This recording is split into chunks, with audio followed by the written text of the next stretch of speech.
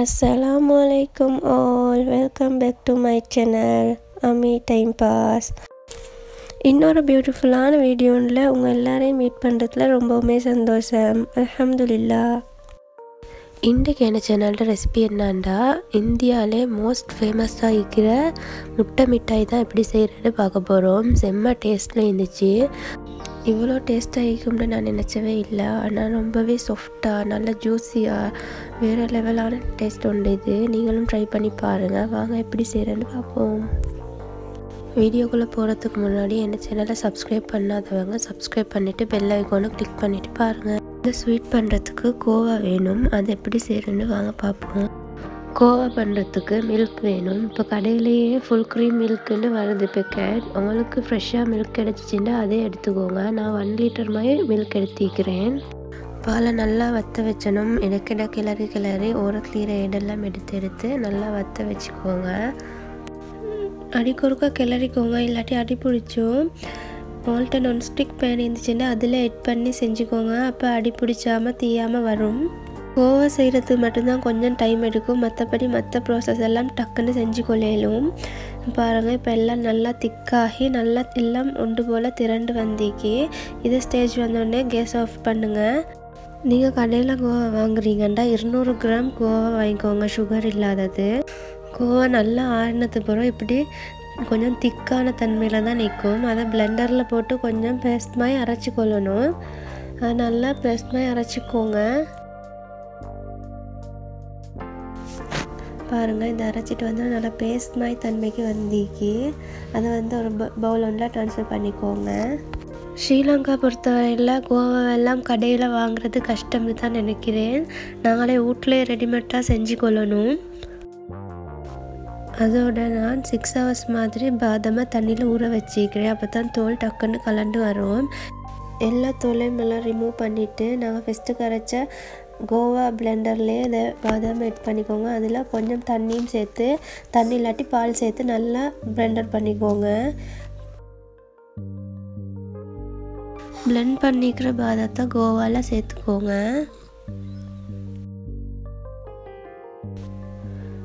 ரெண்டையும் ஒரு விஸ்கொண்டை வச்சு நல்லா மிக்ஸ் பண்ணிக்கோங்க. ஃபஸ்ட்டுக்கு மிக்ஸ் பண்ணக்குள்ள கஷ்டமாயிக்கும், திப்பி ஆகிக்கும். கொஞ்சம் மிக்ஸ் பண்ணிக்கொண்டு போகக்குள்ள அது சாஃப்ட் ஆகிடும்.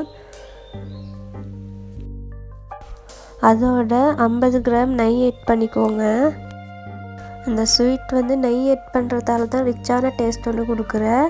மிச்சமே நெய்யே எட் பண்ணிக்கோங்க, ஆயில் ஒன்றும் எட் பண்ணாமல். அதோட இதுக்கு முட்டை சேர்க்கணும். ஒவ்வொரு முட்டையாக சேர்த்து மிக்ஸ் பண்ணிக்கோங்க.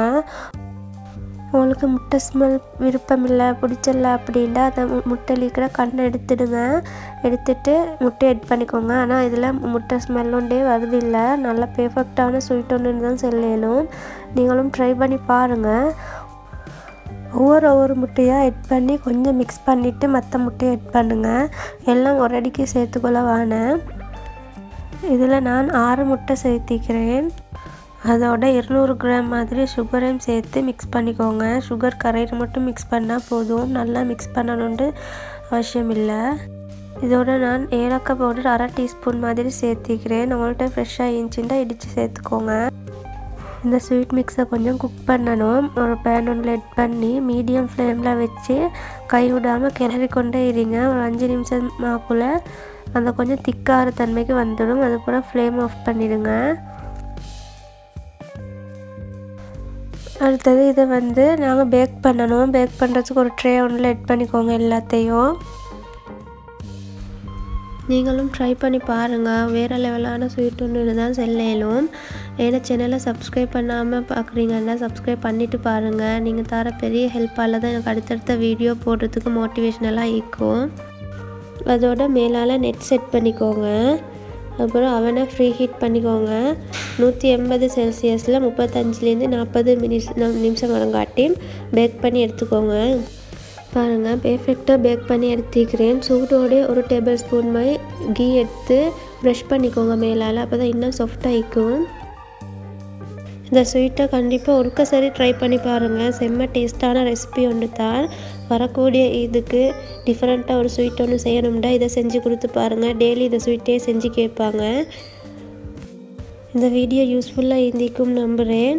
யூஸ்ஃபுல்லாக இருந்துச்சுன்னா கமெண்ட் பண்ணுங்கள், லைக் பண்ணுங்கள், ஷேர் பண்ணுங்கள், சப்ஸ்கிரைப் பண்ணிக்கோங்க. இன்ஷா அல்லாஹ் இன்னொரு வீடியோவில் சந்திக்க வரேன். அல்லாஹ்ட காவல். பாய்.